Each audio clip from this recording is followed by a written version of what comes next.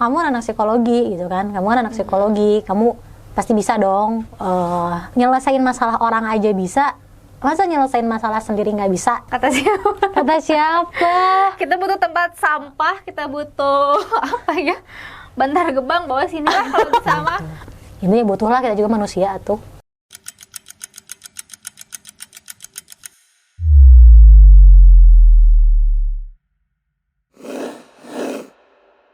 Psikolog secara umum adalah seorang ahli psikologi, bidang ilmu pengetahuan yang mempelajari tingkah laku dan proses mental.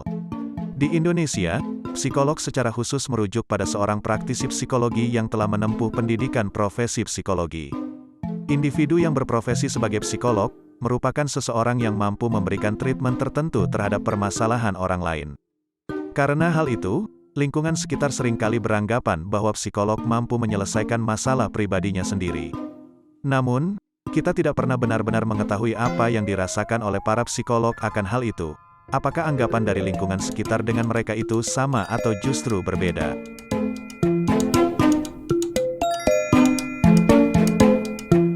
Profesi psikolog ya, Yang saya tahu sebuah profesi yang sangat mulia ya, karena bisa mengetahui tingkah laku manusia. Cuman kalau menurut saya mah profesi psikolog itu masih aneh gitu, masih kayak awam aja, jarang mendengar juga. Terus kalau orang yang datang ke psikolognya pasti dianggapnya teh aneh gitu, suka belebab lah intinya mah. psikolog mah beda sama psikiater, dia mah nggak ngasih obat, atau bisa dibilang tempat curhat lah buat orang-orang yang butuh. Kita soal apa yang lagi dipikirin, apa yang lagi dibikin pusingnya, Banyak bisa membantu orang-orang dalam menyelesaikan masalah hidupnya. untuk tempat sebagai tempat bercerita sih, untuk meluangkan pemikiran-pemikiran yang butuh obat, mungkin ke sana.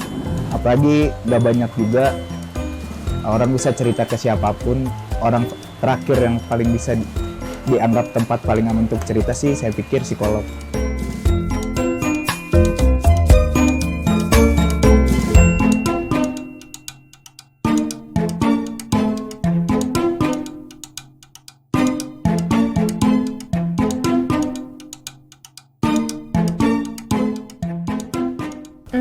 Sana dulu. Pengen nangis. San, apa San? Perasaannya senang tapi takut tegang gitu loh. Jadi Tegangnya senang gimana? tapi senang gitu. Wah, bisa jadi psikolog gitu kan. Maksudnya ini tuh profesi yang tidak mudah gitu untuk bisa mencapai profesi ini tuh gitu kan. Tapi di satu sisi tegang dan ada perasaan takut juga, karena kan kita kayak punya tanggung jawab ya. Enggak sih, biasa aja. Emang orangnya tuh gaji buta. Maaf. Nggak, tapi kalau mau konsul ke TUP boleh. Tapi di satu sisi tuh kayak takut sama tegang gitu loh, karena merasa bertanggung jawab dan kayak punya kewajiban untuk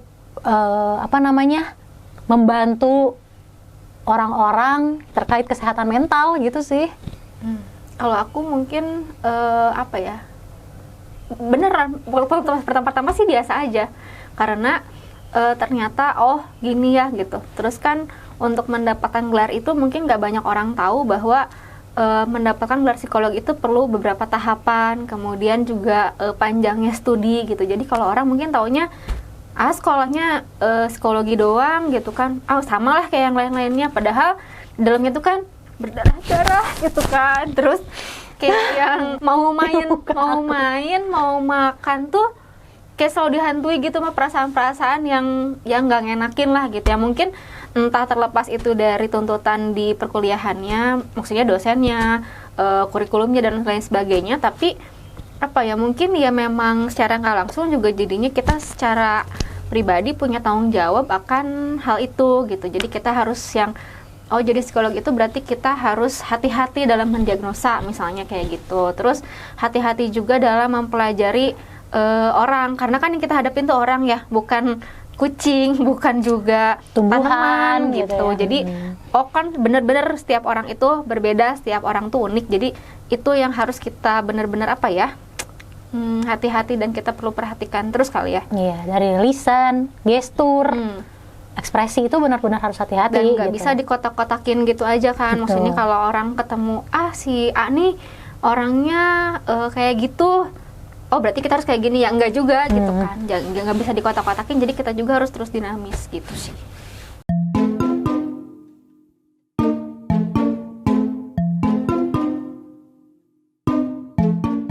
Karena udah jalannya.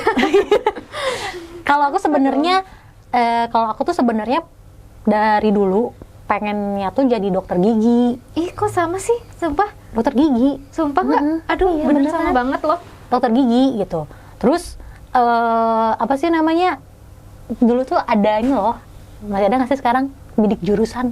Iya, Ya. ada. Pas kita SMA ada bidik jurusan gitu.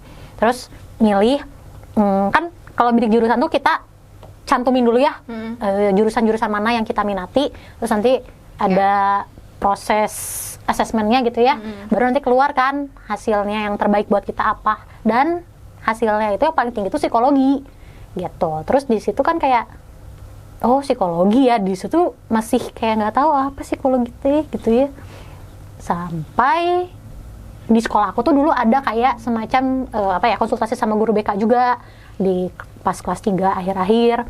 Nah kalau kata guru BK aku, sana udah coba aja masuk psikologi gitu, diperkuat sama guru BK aku. Jadinya ya udah deh, kayaknya psikologi aja, akhirnya masuk. Ya udah jadi seperti saat ini gitu. Sama berarti kalau gitu. Jadi awalnya memang pengennya dokteran gigi dulu nih. Kemudian kenapa pengennya kedokteran gigi? Karena dari kecil selalu paling sering datang ke dokter gigi gitu ya. Terus bukannya takut tapi malah jadi betah kalau ke dokter gigi tuh. Nah kemudian dari situ ya semakin bertahanlah keinginan untuk jadi dokter gigi itu. Terus sampai akhirnya pas SMA psikotes, memang minatnya sih kedokteran gigi, kemudian psikologi. Jadi tahu psikologi itu karena pernah ada psikolog yang datang ke sekolah-sekolah gitu. Jadi sebenarnya dia jualan untuk minat bakat, tapi karena pembawaannya enak, terus baik banget orangnya gitu ya. Yang nama juga anak SMA ya, nggak tahu apa-apa. Terus akhirnya kayaknya bagus juga nih psikologi gitu. Tapi nggak cari tahu juga psikologi itu apa sih sebenarnya. Nah, waktu pas tes psikotes lah di luar sekolah, sempat dibilangin kalau jurusan psikologi yang aku minati itu sebenarnya nggak cocok di aku karena mungkin aku nggak punya bakat untuk yang bisa bertahan aku lupa, pokoknya kayaknya tuh yang harus betah, harus yang ngemong. Nah sedangkan aku tuh mungkin orangnya yang agak beragujulan gitu loh, terus yang nggak bisa tenang, yang nggak bisa tetap diam di tempat aja gitu, lebih kayak gitu. Tapi akhirnya masuk psikologi karena mungkin yang nggak masuk ke FKG gitu. Dan kenapa gitu. berlanjut? Karena S1-nya aku tuh 4,5 tahun ya, bukan hal yang baik nih. Tapi di situ malah jadi kepicu buat nerusin kuliah lagi karena ini tuh udah di ujung baru dapat tema yang menarik gitu tentang klinis. Oh psikologi itu menarik ya ternyata. Nah pada saat di ujung studi itu kan ada ini ya, apa sih namanya KKPP ya kalau nggak salah. Iya. Nah pas KKPP itu jadi punya klien, terus si kliennya tuh cerita tentang keluhan mentalnya dia, kemudian itu menarik gitu. Nah dari situ baru kayak nemu, oh seru juga ya gitu. Jadi dari situ udah setelah beres S1, kemudian baru kayak kedorong aja gitu pengen melanjutin lagi ke S2 gitu. Jadi memang awalnya pengennya di FKG gitu ya, tapi setelah terjun ke dunia psikologi, lama-lama nemu nyamannya, nemu betahnya, dan kayaknya oh ya udah kayaknya Walaupun berat sih ya. walaupun memang berat ya perjalanannya, cuman lama-lama kayak kayaknya memang ini jalanku gitu.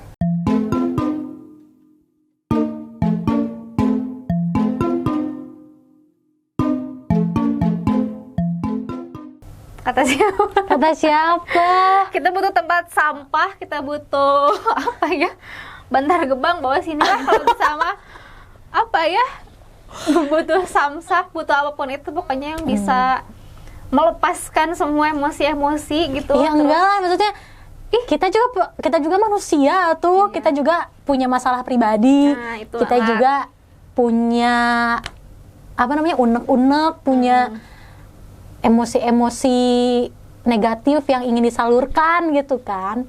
Kita juga butuh orang lain, butuh teman untuk berbagi cerita gitu. Karena ya gitu sih sebenarnya, orang-orang teh nggak gemes aja gitu.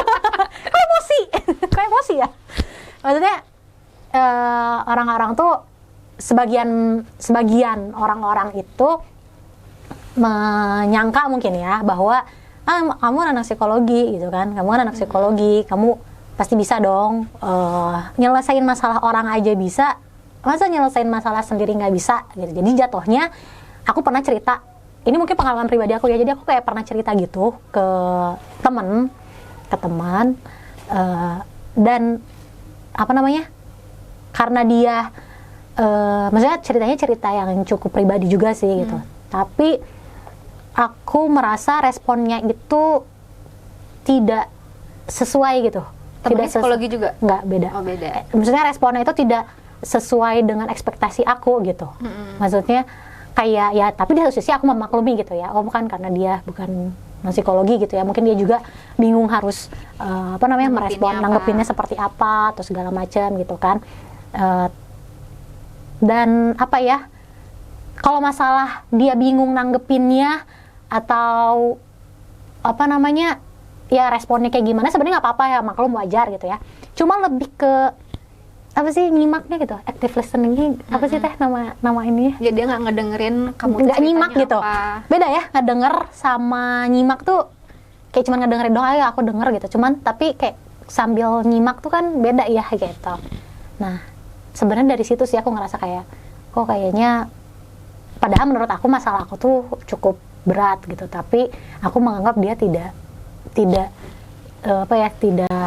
merasa nggak empati gitu, nggak merasa nggak masalah aku tuh ini karena, dan ujung-ujungnya ya bilang ya kan kamu juga psikolog, dia sambil ketawa, ya kan ya kamu kan anak psikologi, harusnya kan kamu yang lebih tahu lah gitu, aku mah bingung harus nanggepin apa, soalnya kamu kan anak psikologi ya, kamu pasti lebih tahu lah harus nanganinnya gimana.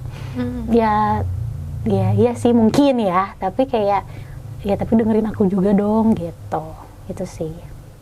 Selebihnya cerita ke teman lain yang non psikologi, ternyata ada juga loh yang responnya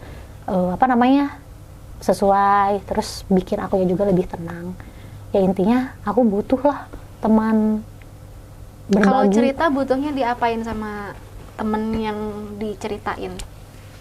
Kalau aku tuh ya didengerin dulu aja. Iya. Didengerin dulu aja gitu ya, maksudnya didengerin dulu aja, karena kadang kan kita kalau cerita ya mungkin gak cuma kita aja ya, mungkin orang lain juga, anda di sini semuanya ya 1000 orang di luar sana juga mungkin terkadang butuhnya didengerin aja gitu, karena terkadang apa ya, kita tuh kayak cuma pengen mengeluarkan unek-unek aja gitu, habis itu udah gitu kan. Jadi kayak nggak semua kita cerita tuh butuh solusi gitu. Benar. Tapi pernah nggak kalau misalnya lagi cerita, terus maksudnya kan kita yang mau curhat ya sama itu orang, tapi malah jadi itu orang yang curhat sama kita, kan itu tuh yang lebih ngenes sebenarnya. Iya sih sebenarnya ya.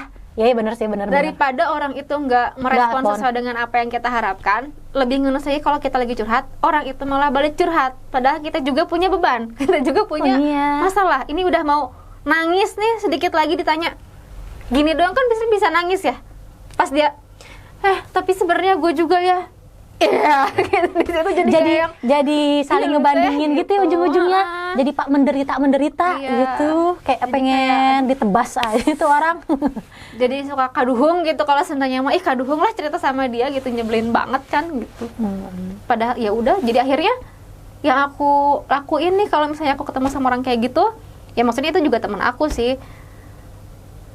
Jadi minum banyak gitu ya, terus pergi dulu kemana, ke toilet atau kemanapun itu gitu, terus jadi kayak ya udah baik-baik aja. yuk kenapa mau cerita apa, hayo gitu, jadinya kayak gitu kalau aku. Tapi jadi cukup tahu aja ya, jadi kayak suatu saat nanti kalau misalnya kita mau cerita ya jangan ke dia lah gitu. Iya, jadinya lebih selektif lagi sih dalam Betul. apa ya, memilih orang yang bisa kita ajak cerita. Iya, Jadi benar, memang benar, jadi benar, benar. nggak ke semua orang ceritanya. Jadi walaupun punya beberapa temen, punya beberapa sahabat gitu, tapi paling dari 8 lah taruh misalnya ya temen yang bisa diajak curhat gitu, cuman 2 orang paling dari 8 gitu misalnya. Sebenarnya tapi kan itu kan balik ke karakter Iya kita sih. masing-masing ya gitu. Jadi ya gitu sih. Ya udahlah dari situ kayak jangan berekspektasi Jadi, lebih pada manusia. tolong ya teman-teman kalau lagi curhat tuh didengerin dulu gitu ya. Setengah jam ewang gitu atau Iya sejam ewang benar. gitu ya, punten pisan Aku sejam ini. kamu ewang gitu kan. Jadi ya pokoknya intinya kok kita jadi panjang banget ya.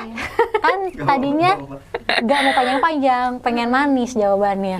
Ya intinya kita juga sebagai seorang psikolog butuh Benar. teman cerita, butuh gitu, butuh juga wadah untuk kita melampiaskan emosi-emosi negatif ataupun Seperti saat ini ya. gitu. Alhamdulillah kita diwadahi ya. Sekarang kasih, buat Lang. ini buat curhat gitu. Ini butuhlah kita juga manusia tuh.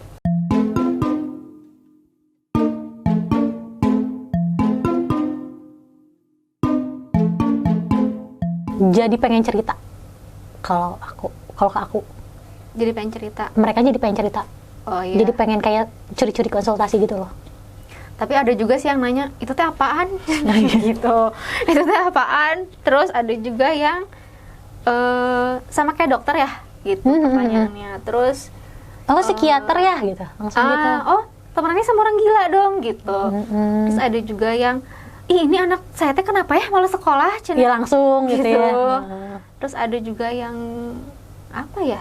Kayak gitu sih. Kayak Iya. gitu-gitu aja. Tapi kebanyakan pertanyaannya. jadi kayak psikiater ya gitu. Padahal kan jelas-jelas psikiater dan psikolog itu berbeda ya gitu. Terus kayak langsung pengen kayak langsung pengen cerita ya gitu. Jadi ya curhat, Jadi curhat curhat. spontan aja gitu. Padahal gitu. kan dalam konteksnya tuh ya berbeda ya.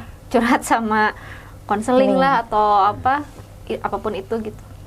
Ini bisa baca pikiran dong. Iya, bener itu. Takut cenah teh. Ya gimana tuh masa depan aku ya, cenah gitu. Ya Coba di gitu kepalanya ada teks mah bisa saya baca gitu. Kan ini nggak ada. Saya teh cocok nggak kalau misalnya Kerja di air. kerja di air kayak gitu-gitu. Saya tuh sukanya nggak suka katanya sama orang yang pendiam. Saya tuh kalau punya pasangan pacarnya anaknya harusnya orang kayak gimana ya cenah gitu. Ya jangankan lu gitu kan, dulu sebelum aku nikah juga ya aing dulu lah kalau mau juga gitu. keluar aslinya. Gitu kan, gitu nggak kamu Apa? memahami orang lain gitu kan? Ya kalau gampang mah ya kamu juga duluan meren gitu. Iya benar.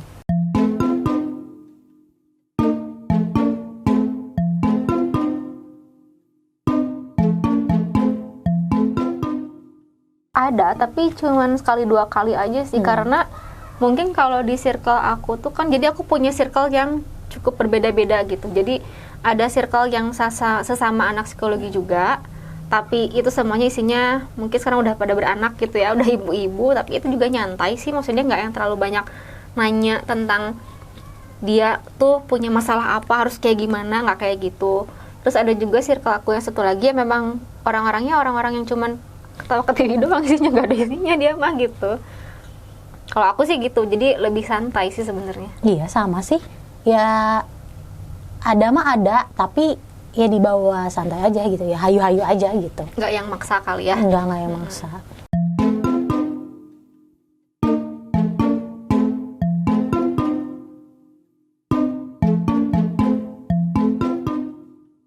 Oh, perilaku dan sifat. perilaku Jadi kita dan- bisa baca perilaku dan sifat orang Sebenarnya lain. mah bener ya, bisa.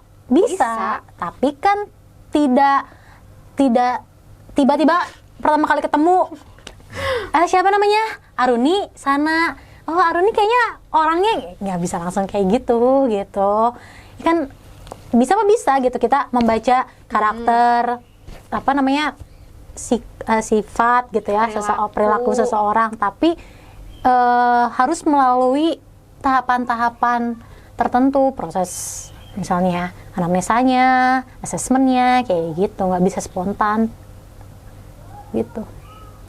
Teh. Ya sama berarti gitu. Iya. Maksudnya nggak cuman anak psikologi doang lah yang bisa baca perilaku mah gitu. Mungkin ya orang tua kalian juga kan bisa membaca perilaku anak-anaknya kayak gimana gitu ya. Terus misalnya mungkin antara adik dan kakak, kemudian juga ke tetangga juga kan bisa. Ini tetangga kita nih kayaknya ini deh orangnya gitu kan. Itu kan bisa banget kayak gitu. Nggak harus anak psikologi kan gitu.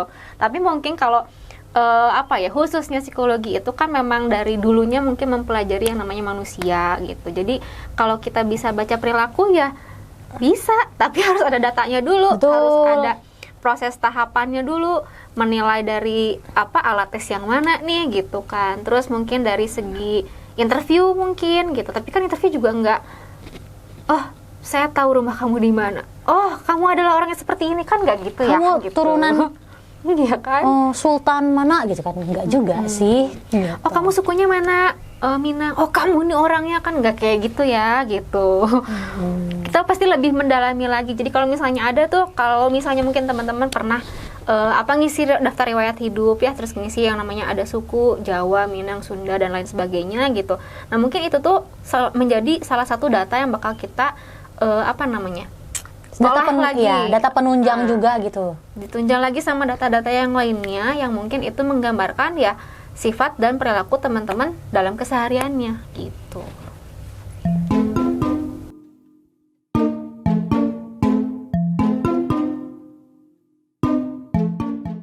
Bahagia.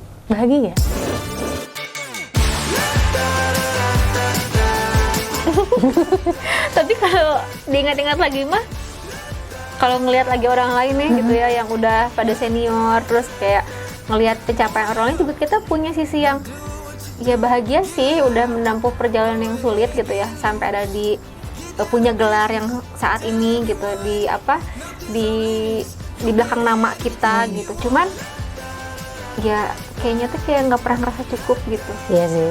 Jadi kebahagiaan itu tuh ya harus dicari lagi sih kayaknya ya. Cuman ya mungkin sementara ini ya bahagianya aku adalah ya menemukan klien dengan perubahan perilaku yang ke arah positif. Gitu. Selain itu juga kebahagiaan karena bagi diri sendiri sih, pencapaian gitu, bahwa aku tuh ternyata bisa ya gitu. Aku tuh nggak bobrok-bobrok banget kok gitu. Aku tuh tidak sebobrok yang kalian kira gitu. Aku bisa, aku hebat.